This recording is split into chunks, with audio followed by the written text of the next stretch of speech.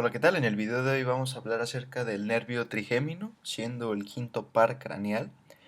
Inclusive hasta podría decir que es uno de los nervios no complicados, pero al tener una gran distribución, pues se puede confundir un poco.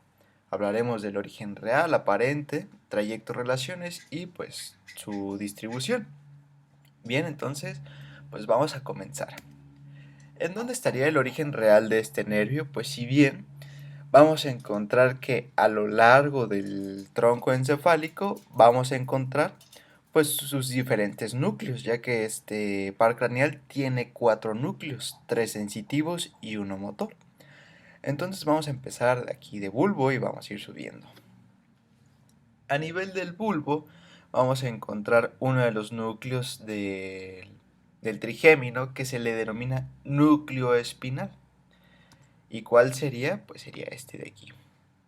El núcleo espinal que se corresponde a la prolongación superior de la médula espinal del asta posterior, aquí más o menos haciendo una representación del asta posterior.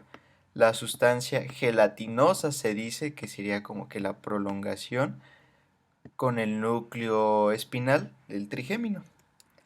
Entonces, pues lo encontraríamos más o menos en esa zona posterior y lateral. Encontraríamos el núcleo propiamente dicho y lateral a este encontraríamos unas fibras de sustancia blanca que se le conoce como el tracto del núcleo espinal del nervio trigémino.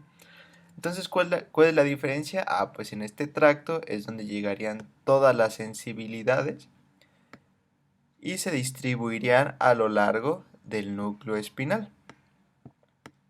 Es por eso que se le conoce como tracto del núcleo espinal. Y medialmente, pues propiamente el núcleo. Si seguimos ascendiendo, pues lo vamos a encontrar en la misma zona. Si nos vamos a bulbo alto, también lo encontramos en la misma zona. No cambia. La única porción donde ya cambiaría la disposición, y es más ya donde correspondería a otro núcleo, sería a nivel del puente. Vean cómo a nivel del puente bajo todavía encontramos esa disposición, núcleo espinal y su tracto. Pero más superior, aquí vemos que el núcleo espinal se engruesa, se ensancha, de tal manera que ahora se le va a conocer como núcleo pontino o núcleo principal del trigémino, que sería justamente este de aquí. Y medial al núcleo principal encontraríamos el núcleo motor, este en que encontraríamos aquí, y que aquí en el corte transversal pues sería este. Por lo tanto, el núcleo principal y el motor estarían a nivel del puente, pero todavía nos falta otro núcleo, llevamos 3. El último lo vamos a encontrar a nivel del mesencéfalo y que sería pues la prolongación superior del núcleo principal, que se lo encontramos en la porción anterolateral de la sustancia gris periacueductal, sería este pequeñín. Núcleo mesencefálico del trigémino. Y a lo mejor se van a preguntar, ¿y cada uno de estos núcleos funciona para lo mismo? Pues realmente no, cada núcleo tiene su propia función. El núcleo mesencefálico, que es el más superior, tiene la función de percibir esa sensibilidad propioceptiva y profunda. ¿De qué? Pues principalmente de los músculos de la masticación a través de las fibras que otorgan la propiocepción e inclusive también de la articulación temporomandibular. Otra cosa que mencionan los libros de fisiología es que superior al núcleo mesencefálico podemos encontrar otro pequeño núcleo, que es el núcleo supra mesencefálico, que ayuda a la masticación rítmica y bueno, sería ello. El núcleo principal tiene la función del tacto discriminatorio, como si fuera a nivel de la médula espinal la porción grácil o cuneiforme. Y ya por último el núcleo espinal, que estaría llevando pues la termoalgesia. Entonces observemos cómo pues cada núcleo tiene su distinta función. Y si bien pues el núcleo motor pues llevar esta inervación motora a los músculos de la masticación y otros 4 músculos que pues en general derivan del primer arco branquial, que los vamos a describir. Bien, entonces ese sería su origen real a lo largo de todo el tracto, a lo largo de todo el tronco encefálico. Ahora vamos a hablar del origen aparente. Del origen aparente, pues debemos saber que se encuentra a nivel del puente o la protuberancia en su cara anterolateral, casi a nivel de los pedúnculos cerebelosos medios. Y se origina pues por medio de 2 raíces. Una raíz sensitiva que es lateral y que es pues, vaya la más voluminosa, y una raíz medial que sería la porción motora del trigémino. Eso correspondería al origen aparente. Ahora bien, ¿cuál sería la relación hasta a nivel del ganglio? Pues bueno, el nervio trigémino se encuentra en el espacio subaracnoideo por debajo de la tienda del cerebelo o el tentorio y se dirige hacia anterior y lateral para dirigirse más o menos al vértice de lo que sería la porción petrosa del hueso temporal. Bien. Y a partir de ahí encontraríamos su ganglio y pues, sus 3 grandes ramas de distribución. Pero en este pequeño trayecto encontramos relaciones y relaciones importantes.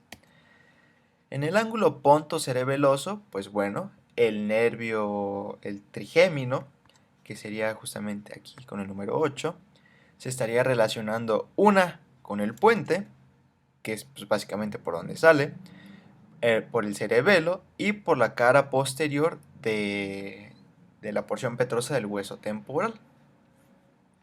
Hacia arriba y hacia medial se estaría relacionando con el nervio troclear, que sería este de aquí, y hacia abajo y lateral se estaría relacionando con el nervio facial y el vestíbulo coclear.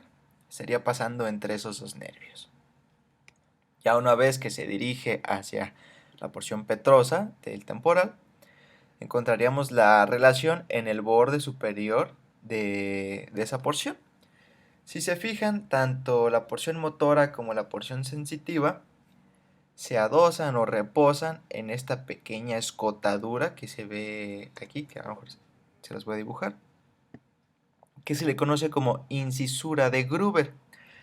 Esta incisura permite que la inserción o la circunferencia mayor de la tienda del cerebelo formen un orificio y que por este borde superior del orificio estaría pasando el seno petroso superior, que aquí lo podemos ver, pero de tal manera crean un orificio, por el cual se extiende a través de esta prolongación de la dura madre, que es lo que se le conoce como el cavum trigeminal o cavum de Meckel. ¿Qué quiere decir esto? Que el ganglio del nervio trigémino estaría cubierto por dura madre y que pues, el orificio por donde entraría a ese saco de dura madre pues sería este que se forma una por la incisura de Gruber y superior por el seno petroso superior, que se encontraría pues, en la circunferencia mayor de la tienda del cerebelo. La porción sensitiva se ensancha y empieza a dar estos filetes separados que se le conoce como plexo triangular. Después del plexo triangular, ahora sí encontraríamos lo que sería el ganglio trigeminal o ganglio de Gasser, que se le escribe que tiene forma de semiluna, por eso también se le denomina ganglio semilunar, y que de la concavidad de ese ganglio pues estaría llegando la porción sensitiva, y de la convexidad estarían saliendo pues sus 3 grandes ramas, que de medial a lateral sería el nervio oftálmico, el maxilar y el mandibular. Si se fijan, la porción motora no hace sinapsis aquí en el ganglio, este se continúa de largo para llegar al nervio mandibular. El ganglio trigeminal dentro del cavum trigeminal tiene relaciones. Hacia anterior y superior se encuentra adherido a la dura madre a través de filetes, a través de pequeños ligamentos, perdón. Y hacia posterior e inferior se encuentra separado de la dura madre a través de unos repliegues de pía madre. Lo mantienen separado. ¿Qué quiere decir esto? Que el ganglio se encuentra más en íntima relación con la cara, con el techo y la pared anterior que con el piso y la pared posterior. Eso serían la relación del ganglio dentro del cabo. Pero también tiene relaciones fuera del cabo trigeminal. ¿Cuáles serían estas relaciones? Pues bueno, hacia el lateral encontraríamos la arteria meningia media, pasando por el foramen espinoso y obviamente por el ramo meningio del nervio mandibular, que ahorita la vamos a describir, y pues su vena. Hacia medial, pues estaría relacionándose con lo que sería el seno cavernoso. Hacia posterior, o más que nada inferior, estaría relacionándose con la porción intrapetrosa de la arteria carótida interna. Y hacia superior, pues si bien aquí como podemos observar, pues se encuentra tapado por dura madre, pero estaría ubicado en la fosa craneal media, y en la fosa craneal media, pues uno de los lóbulos de los hemisferios que se relaciona en esa zona, pues sería el lóbulo temporal. Entonces, superior, lóbulo temporal, fosa craneal media; lateral, arteria meningia media; medialmente el seno cavernoso; y posterior, inferior, pues la porción intrapetrosa de la arteria carótida interna. Bien. Ahora, pues vaya, vamos a comenzar a hablar de sus grandes divisiones. Y de estas, pues vamos a hablar del primero, que es el más medial, que sería el nervio oftálmico, o su epónimo nervio de Willis. El nervio oftálmico, si bien tiene un trayecto intracraneal y después un trayecto orbitario. En el trayecto intracraneal, pues se relaciona en la pared lateral de lo que sería el seno cavernoso. Ya hemos descrito en videos pasados que de los 4 nervios que se encuentran en la pared lateral del seno cavernoso, que sería de superior a inferior oculomotor, troclear, y en este caso lo que nos importan, el nervio oftálmico, y por debajo del nervio oftálmico el nervio maxilar. Tengan en cuenta esta disposición. ¿Por qué no la tercera división, la rama mandibular? Pues porque bueno, el foramen oval se encuentra lateral al seno cavernoso, por eso es que no lo encontramos en esta imagen. Bien, entonces el nervio oftálmico pasa por la pared lateral del seno cavernoso y penetra por la fisura orbitaria superior, y ya ahí es cuando da pues todos sus ramos de distribución, sus ramos colaterales y sus ramos terminales. Bien. ¿Cuál sería el ramo colateral del nervio oftálmico? Pues realmente solo es uno. ¿Y cuál sería? Pues es un ramo destinado a la inervación de la tienda del cerebelo. Inclusive ayuda a la inervación de la hoz del cerebro, que sería justamente este de aquí, que sería el ramo tentorial, o que antes se le denominaba como el nervio recurrente de la tienda del cerebelo de Arnold, sería su epónimo. Entonces sería el único ramo colateral que estaría dando el nervio oftálmico propiamente dicho. Ya una vez dando el ramo, se va a dividir en sus 3 ramos terminales, que serían el nervio frontal, el nervio nasociliar y el nervio lagrimal. Que hay una mnemotecnia para aprendernos estos ramos terminales, que es NFL, como el deporte, pues N de nasociliar, F de frontal y L de lagrimal. Bien, vamos a empezar la descripción del nervio frontal. Bien, el nervio frontal de los ramos es el más superior, que se encuentra en relación con el techo de la órbita, y que si bien ya una vez a mitad de la órbita va a dar sus 2 ramos terminales, un ramo medial y un ramo lateral.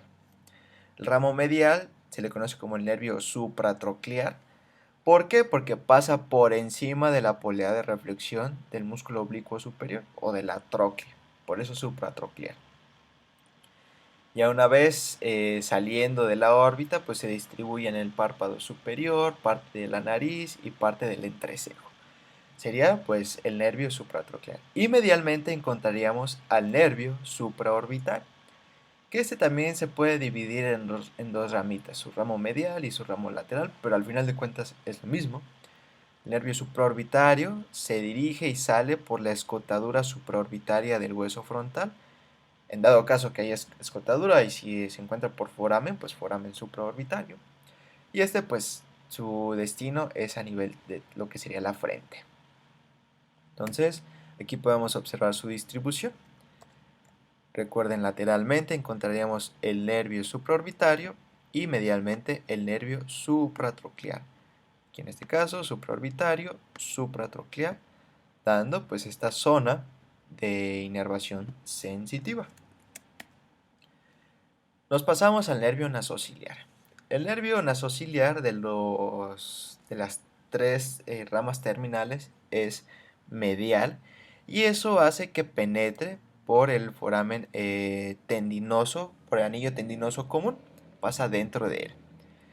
Ya una vez pasando dentro, pues estaría dando sus ramos colaterales y que el primero de estos pues sería un ramo que se dirige a este ganglio, que ya lo hemos descrito en el nervio oculomotor, sería el ganglio oftálmico o también llamado el ganglio ciliar, actualmente llamado ganglio ciliar, o de Willis, que sería su epónimo.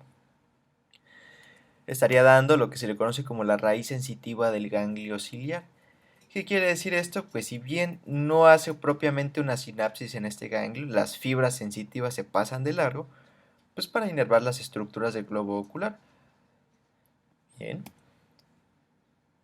Más, si seguimos el trayecto del nervio nasociliar, estaría dando otros nervios que se dirigen directamente al globo ocular, que serían los nervios ciliares largos. Entonces, si hay nervios ciliares largos, seguramente haya nervios ciliares cortos. Y efectivamente, los nervios ciliares cortos son los que salen o son los eferentes del ganglio ciliar. ¿Qué diferencias hay? Pues bueno, los nervios ciliares cortos llevan información de sensibilidad general y parasimpática. En cambio, los largos llevan sensibilidad simpática a través del plexo carotidio interno. Eso es otra cosa que me faltó mencionar. El ganglio trigeminal tiene conexiones con el simpático a través de un nervio que se llama cérvico-trigeminal, y ya que a partir de ahí pues, tiene relación simpática a través de sus tres grandes divisiones. Bien. Otro ramo colateral que da el nervio nasociliar sería uno que se dirige hacia medial, el nervio etmoidal posterior, antes denominado nervio esfenoetmoidal de Luschka, y este ayuda no solamente a la inervación de las meninges que se encuentran aquí, sino que también ayuda a la inervación de las celdillas etmoidales posteriores y el seno esfenoidal, saliendo de la órbita por el foramen o el conducto etmoidal posterior. Serían sus ramos colaterales. ¿Cuáles serían sus ramos terminales? Pues estos dos, un ramo medial y un ramo lateral. Ramo medial es el nervio etmoidal anterior, antes denominado nervio nasal interno, y el nervio infratroclear, antes denominado nervio nasal externo. Infratroclear porque pasa por debajo de la polea de reflexión del músculo oblicuo superior. El nervio etmoidal anterior penetra por su conducto y llega a las cavidades nasales, y en las cavidades nasales se divide en dos ramos. El ramo nasal externo, que pues, ayuda a la inervación de toda esta zona de la cavidad nasal, y en un ramo nasal septal, que ayuda a la inervación del septo, principalmente el cartílago, y bueno, sería su distribución.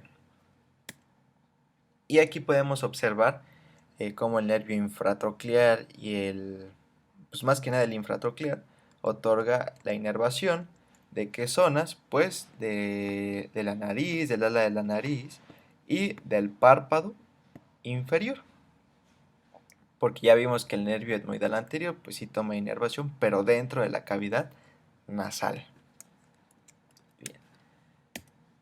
Ya por último tendríamos al nervio lagrimal, que como lo dice su nombre, su destino es pues, la glándula lagrimal. Que ahí lo encontraríamos. Este se encuentra superior y lateral a la órbita y otorga la inervación general de la glándula lagrimal. No la inervación de secreción lagrimal, porque esa secreción está dada a través del nervio facial. Y me van a preguntar cómo jodidos llega el nervio facial si aquí no lo veo. Pues bueno, cuando veamos nervio facial, pero de todas maneras aquí les explico muy rápidamente. Nervio facial a nivel del ganglio geniculado da el nervio petroso mayor, que se une con el nervio petroso profundo, dando el nervio del conducto pterigoideo o nervio vidiano. A nivel de este ganglio, que es el ganglio pterigopalatino, hace sinapsis para que salgan las fibras postganglionares. Y a través de estos ramos comunicantes con el nervio maxilar, pasa al nervio cigomático, y del nervio cigomático hay un ramo comunicante con el nervio lagrimal, que sería este de aquí. Es por ese ramo comunicante que llegan las fibras parasimpáticas e inervan, pues, o estimulan la secreción lagrimal, pero no el nervio lagrimal propiamente dicho, que esto puede llegar a confundir. Simplemente inervación general. Bien. Igualmente, el nervio lagrimal, pues aparte de otorgar la inervación sensitiva de la glándula lagrimal, pues puede otorgar una pequeña inervación aquí en la porción supralateral de la órbita. Muy bien, ya nos pasamos con el nervio maxilar, que sería pues B2 o la segunda división del nervio trigémino. Bien, su trayecto es sencillo, tiene una porción intracraniana, sale por el foramen redondo, llega a la fosa pterigopalatina, pasa en el piso de la órbita y nace, o más bien termina, perdón, a nivel del foramen infraorbitario, sería su trayecto. Pero obviamente en su trayecto va a haber pues, nervios colaterales. Bien, pero antes de eso, pues vamos a pasar con las relaciones.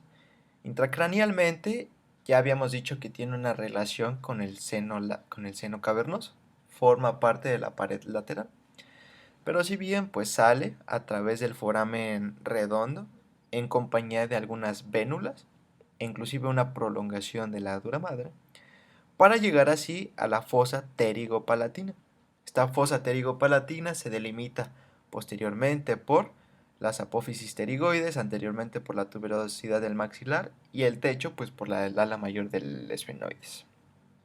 Bien, pasando por la fosa pterigopalatina, que lo pasa profundamente y superior, llegaría a la cara, al piso de la órbita, a través del surco infraorbitario, que se mantiene adherido por el periósteo, y a una vez pues se continúa con el conducto infraorbitario y sale por el foramen infraorbitario, que obviamente en su trayecto va a dar ramas colaterales. El primer ramo que da el nervio maxilar es este pequeñín, ramo intracraneal, que sería un ramo meningio, que ahí lo podemos observar. Este ramo meningio, al igual que el que daba el nervio oftálmico, pues ayuda a la inervación de las meninges, pero no es tan importante como el que daba el oftálmico. Que ahorita vamos a más adelante, en la siguiente diapositiva, tengo una imagen que representa el territorio de inervación de este ramo meningio.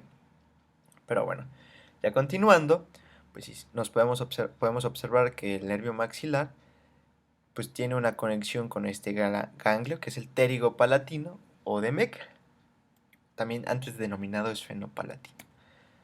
Da estos ramos que se le conoce como la raíz sensitiva del ganglio pterigopalatino, algo como lo que sucedía acá en el ganglio ciliar. Tenemos el nervio cigomático, que es superior, y del nervio cigomático se va a dividir en otros dos ramos. El ramo cigomático temporal, que se dirige hacia la fosa temporal, y el ramo cigomático facial, que penetra por el foramen cigomático orbitario, pasa por el conducto cigomático y después termina en el foramen cigomático facial, ¿no? Ayudando a la inervación de lo que sería pues, la zona del pómulo. Pero del nervio cigomático temporal puede salir este ramo comunicante con el nervio lagrimal, que ya lo describimos, que es por donde van las fibras parasimpáticas. Ahí está, ramo comunicante. Hacia inferior, el nervio maxilar da un nervio que se dirige hacia, penetra los forámenes alveolares superiores posteriores, y que justamente así se le llama el nervio alveolar superior posterior, dando la inervación pues, de los dientes más posteriores. En su trayecto, el nervio maxilar pasa a denominarse como nervio infraorbitario. Esto cuando se relaciona con el piso de la órbita. Está nervio infraorbitario y dentro del conducto pues da los nervios alveolares superiores medios y superiores anteriores. Ahí están, nervio alveolar superior medio y nervio alveolar superior anterior. Y serían los ramos colaterales. Hay otros ramos, pero que estos se van a relacionar más como eferentes del ganglio pterigopalatino, pero que se engloban dentro del nervio maxilar. Pero antes de pasar a esos ramos, hay que decir cuál sería el nervio terminal. Y el nervio terminal sería el nervio infraorbitario, que se continúa como el nervio que sale, perdón, por el foramen infraorbitario y obviamente da todas estas ramas subcutáneas. Del nervio infraorbitario se dice que puede tener una conexión, un ramo comunicante con un ramo del nervio facial, que se le conoce como el nervio de Becky o Becci. Pero pues bueno, ponemos más y ponemos menos. Esto es lo que les comentaba. Teníamos aquí el ramo meningio del nervio maxilar, otorgando la inervación de las meninges, pues principalmente de la fosa craneal media y parte de la anterior. Sería su distribución.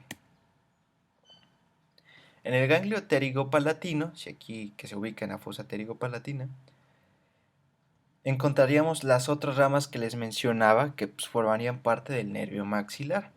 Tenemos unas ramas superiores que serían los ramos orbitarios, que pues, ayudan a la inervación de la órbita, y unos nervios que aproximadamente se dice que son de 5 a 6. Aquí solo se ve representado en uno, pues para no poner tantos, que serían los nervios nasales.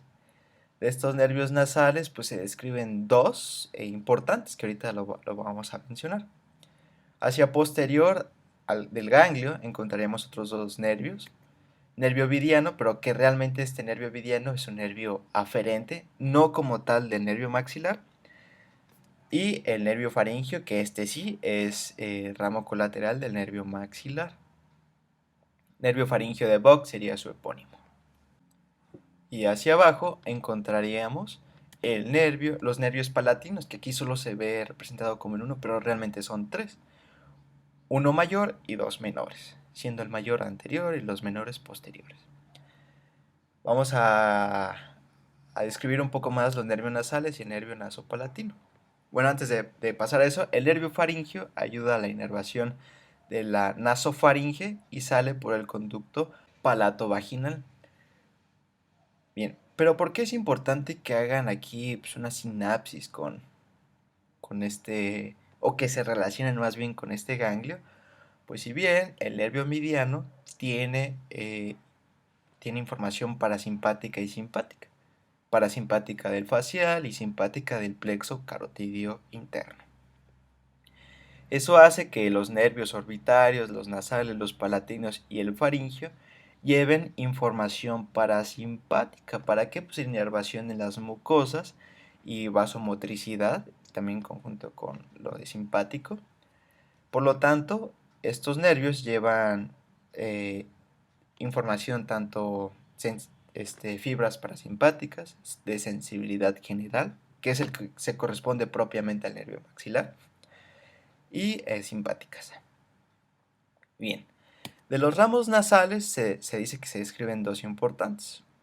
un ramo lateral que se le conoce como los nervios nasales, laterales, posteriores y superiores, así de largo es, y pues otorga la inervación de los cornetes superior y medio, ya que la porción inferior los otorga estos otros nervios, que serían los nervios nasales, posteriores, laterales, inferiores.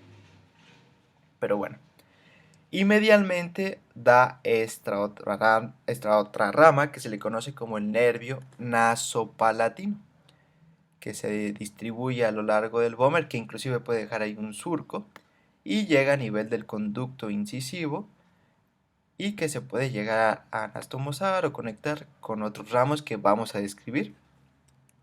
Entonces serían los dos ramos que daría estos nervios nasales, que antes se le conocía como nervio esfenopalatino por el foramen, ya que este foramen de aquí sería nervio esfenopalatino.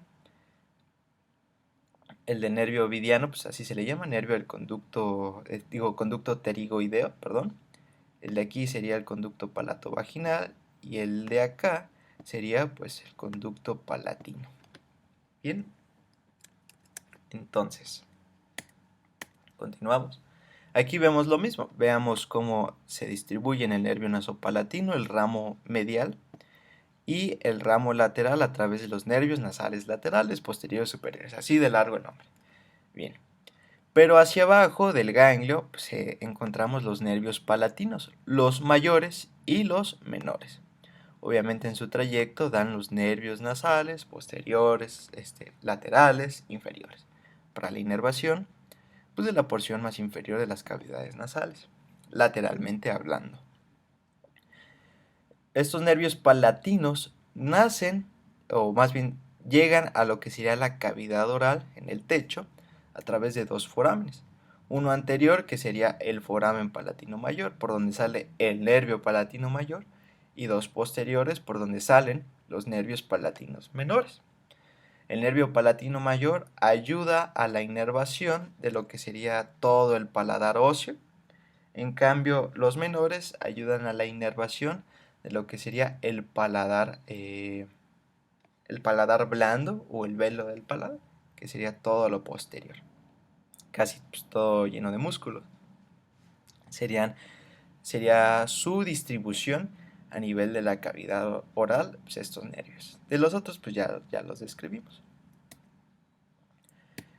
Entonces, recuerden, importante, también el nervio maxilar otorga inervación al seno maxilar. Es importante el ganglio ya que va a dar fibras parasimpáticas a través de los nervios que ya hemos descrito. Pero no es que propiamente el trigémino otorgue esa información parasimpática, sino es a través de ramos comunicantes. Muy bien. Ahora vamos a pasar con el último nervio, que sería el nervio mandibular.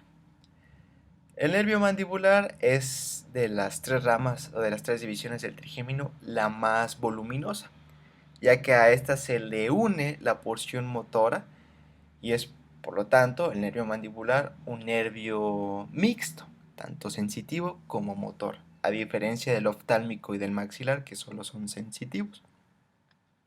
Bien, el nervio mandibular tiene una porción intracraneal, de hecho una porción muy corta, ya que luego le queda el foramen por donde sale, que sería el foramen oval, acompañado de la arteria meningia accesoria y algunas vénulas.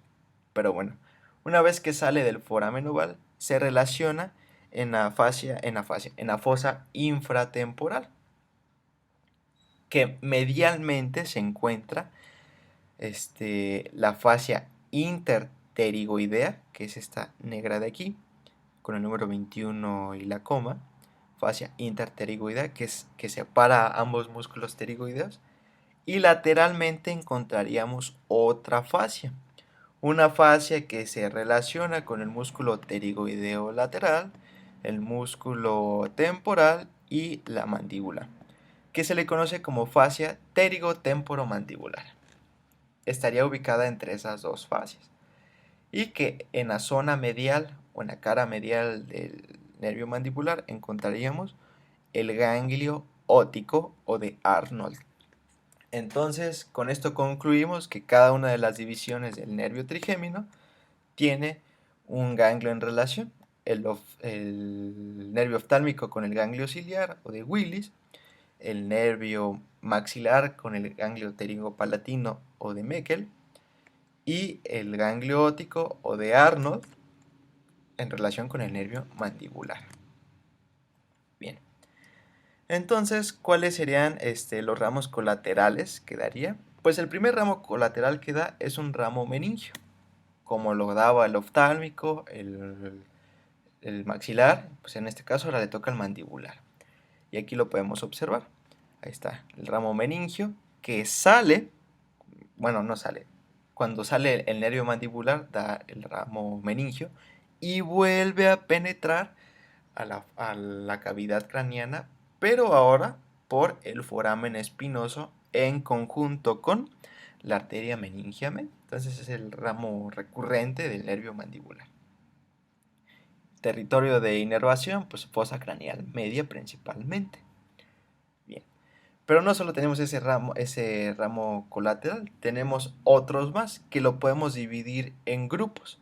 Un grupo lateral, un grupo medial y un grupo posterior. Del grupo lateral, pues serían todos estos nervios que se dirigen hacia anterior, que los vamos a describir. Para eso tenemos que tener en cuenta que hay tres grandes troncos nerviosos del grupo lateral, que nos va a servir esta imagen.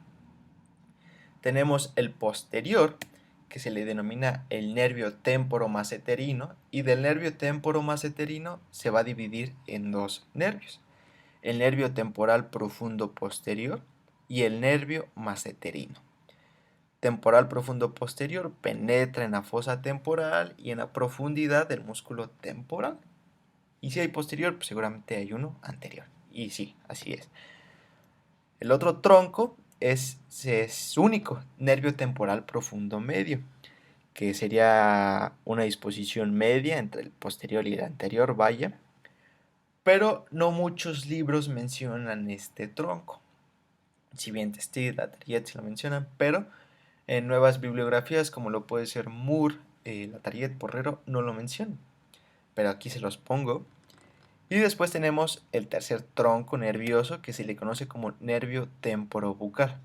Y de este nervio temporobucal van a salir dos nervios. El que ya les comenté, nervio temporal profundo anterior, y el nervio bucal. Todos estos nervios salen a través de unos orificios, que es una porción cribosa de la fascia pterigo-temporomandibular, que sería esta zona de aquí. A ese orificio se le conoce como el foramen crotafítico buccinador de Hirtle, que, pues, bueno, hay otro epónimo que describimos. Bien, entonces, ¿cuáles serían pues sus trayectos de estos nervios? Pues bueno, del nervio temporomaseterino tenemos, recuerden que daba el nervio temporal profundo posterior, que como observamos llega al músculo temporal, y el nervio maseterino, este pequeñito. Y van a decir, ¿así es de pequeño? No, pues realmente no.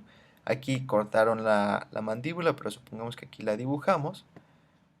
Tenemos el ángulo, el cuello, el cóndilo, la escotadura, la apófisis coronoides. Entonces el nervio maseterino sale por la escotadura de la mandíbula y llega a la profundidad del músculo massetero. Por eso otorga la inervación. Bien. Entonces, de los otros ramos tenemos al nervio temporobucal. Del nervio temporobucal sale entre las dos porciones del músculo pterigoideo lateral, tanto su porción superior como horizontal. Y dice, bueno, pues si ya paso entre este músculo, pues de una vez le voy a dar su inervación. Y efectivamente da el nervio del músculo pterigoideo lateral. Y una vez saliendo del músculo, pues se divide en sus dos ramas que ya describimos. Una que se dirige al temporal, que sería el nervio temporal profundo posterior. Anterior, perdón, nervio temporal profundo anterior. Y un ramo que se dirige hacia la zona lateral, hacia la zona de las mejillas, y en la cara lateral del músculo buccinador, que sería el nervio bucal. Por lo tanto, el nervio bucal tiene inervación para lo que sería la zona de la mejilla, pero también da ramos penetrantes para inervar los carrillos o estas zonas de mucosa dentro de la cavidad oral. Bien, y también pues las encías aledañas. Ok. El nervio bucal va a estar cubierto por un cuerpo adiposo, que se le conoce como cuerpo adiposo de Bichat, y pues sería su relación lateral. Ok, ya describimos el grupo lateral. Si se fijan aquí en esta imagen, ni en ninguna que haya visto, que no sea testigo lateral, menciona el nervio profundo medio, solo al posterior y al anterior. Ok. Del grupo posterior solo hay un nervio que lo conforma, que se forma por dos raíces que se unen y que forman un ojal. Por este ojal pasa la arteria meningia media, que puede ser preguntada de examen. ¿Qué nervio otorga un ojal por donde pasa la arteria meningia media? Ah, pues este nervio, que es el nervio aurículo temporal. El nervio auriculotemporal se dirige hacia posterior y en su trayecto da diferentes ramas. En primera da una rama para el ganglio óptico, que aquí se puede observar a lo mejor. Aquí encontramos el ganglio óptico, da una rama para el ganglio óptico. Da una rama para lo que sería la articulación temporomandibular, que sería esta de aquí. Ramos parotidios, ya que aquí estaría pues, la parótida en esta porción. Y justamente la inerva generalmente, pero también parasimpáticamente, pero no propiamente porque lleve fibras parasimpáticas el nervio mandibular, sino que se le unen fibras del nervio petroso menor, que es del glosofaringio, y es por eso que el glosofaringio otorga la secreción de la glándula parótida. Y el nervio auriculotemporal solamente la inervación general.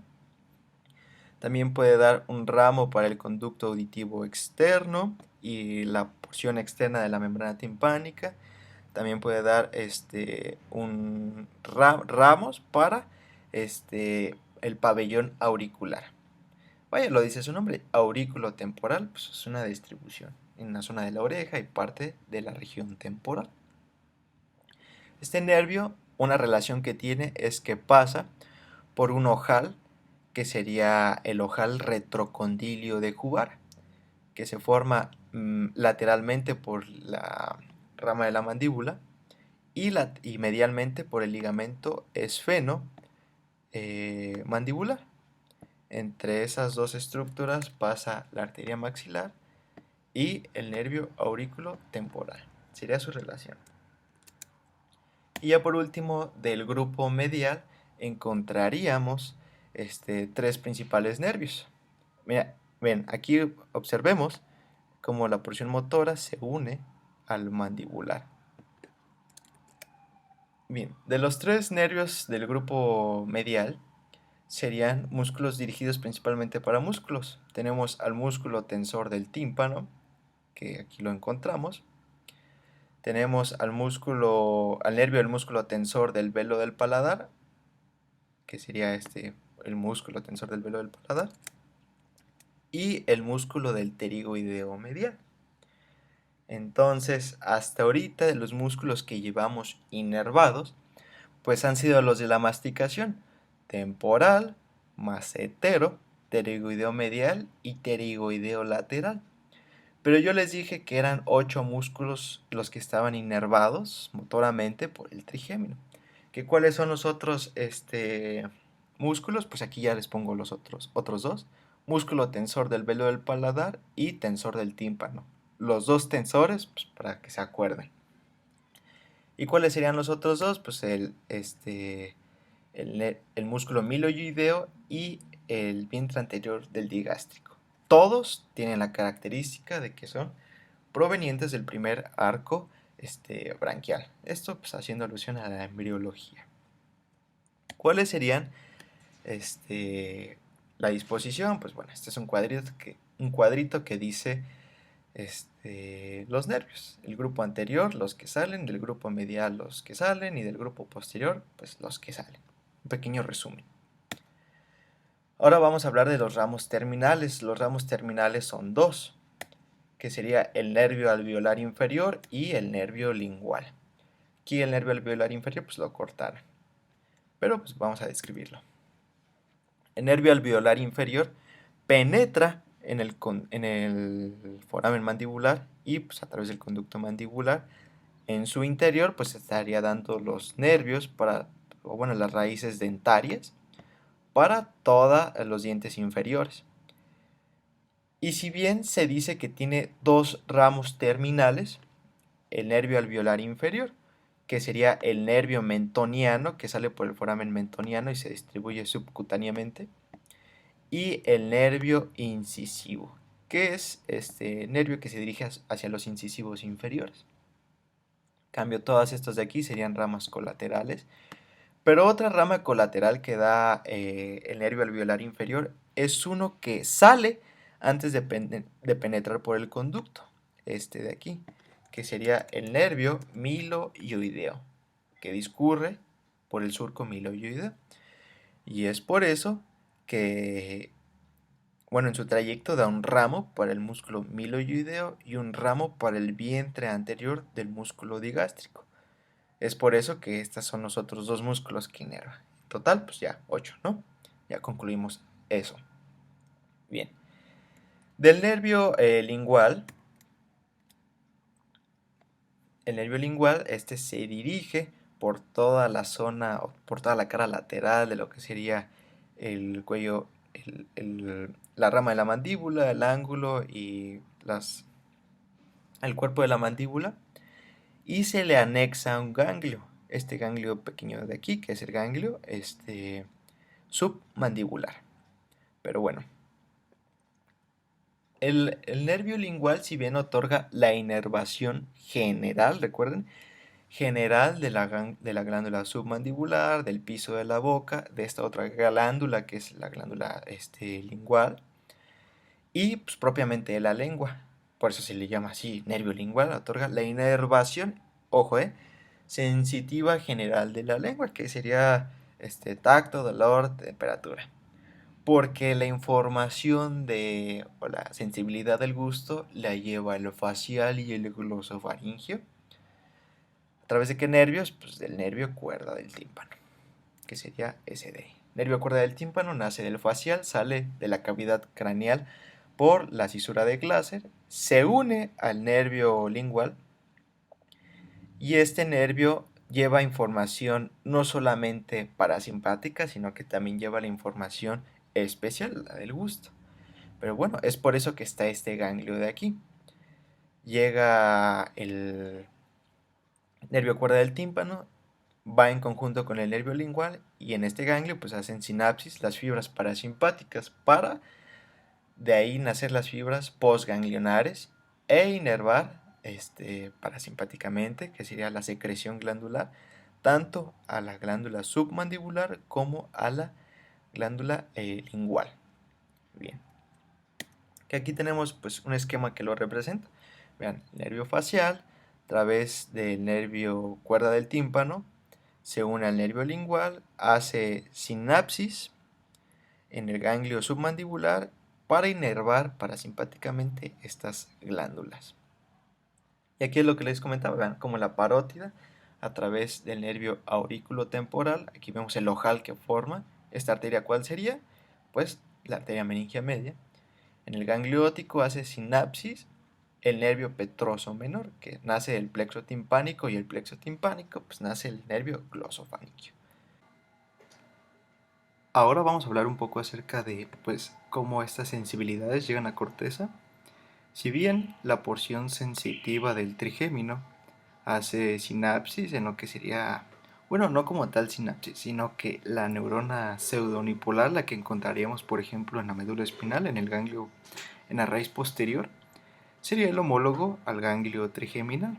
Ahí encontraríamos las neuronas pseudounipolares y estas a su vez pues llegarían a lo que serían los núcleos del trigémino, principalmente a el núcleo espinal, la termoalgesia, y al núcleo principal, pues el tacto discriminatorio.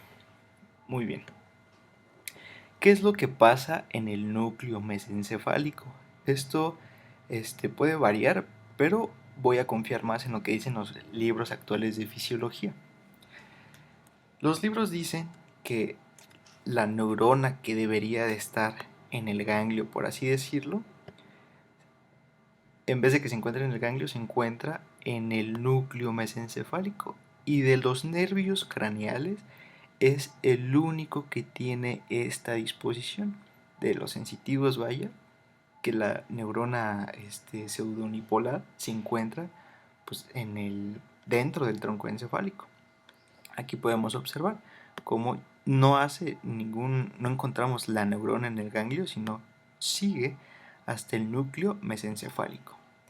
Del núcleo mesencefálico toma una conexión con lo que sería el núcleo supratrigeminal. Creo que ya se los había mencionado antes, pero les había dicho supramesencefálico, pero no, era supratrigeminal.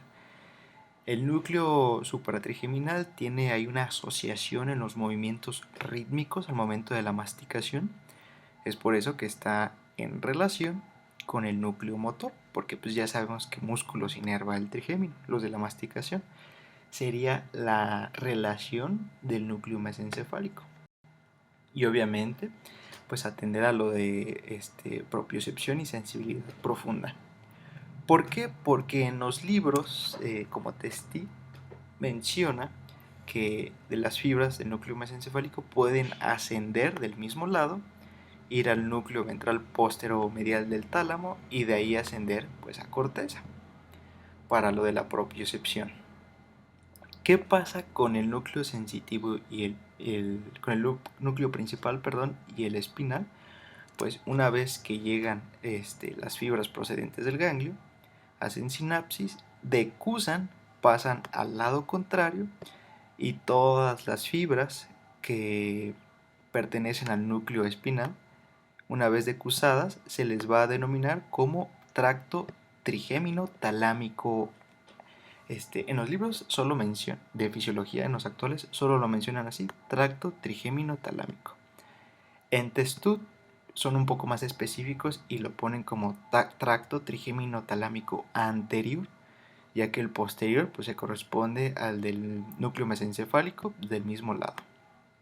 Pero bien, ya una vez estas fibras van a ascender, como se les van a unir, las fibras que decusan del núcleo principal, estas de aquí. Y una vez que se unen todas las fibras, tanto las del núcleo espinal como las del núcleo principal, se le va a denominar lepnisco trigeminal.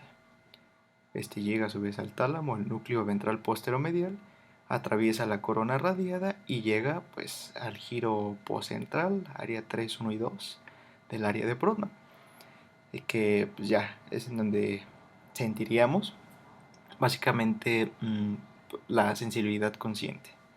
Recuerden, en el trigémino es a través del núcleo ventral posteromedial y todo lo de médula espinal sería en el ventral posterolateral.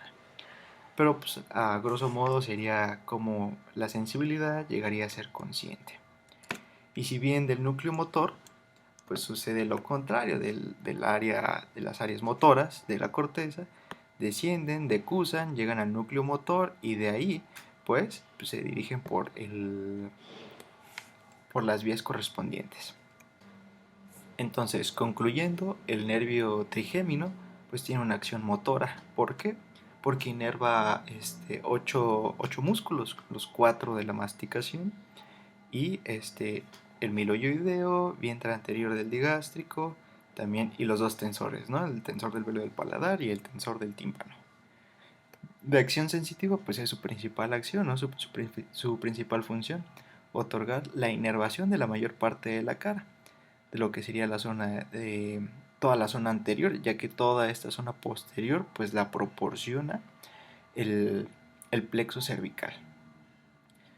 Y de la acción secretora, esto pues hay que decir que nada más es de aparentemente tiene esa acción secretora, porque a través de los nervios que proporciona el trigémino, como lo puede ser el aurículo temporal, el ramo comunicante cigomático, el nervio lagrimal, bueno, pues todos los que se dirigen hacia las glándulas, el nervio lingual, parece ser que el trigémino los inerva de manera que causen su secreción, pero no es así. Eso se hace a través de otros nervios, pero que se dirigen en conjunto con nervios procedentes del trigémino. Pero como tal, el trigémino no tiene acción secretora.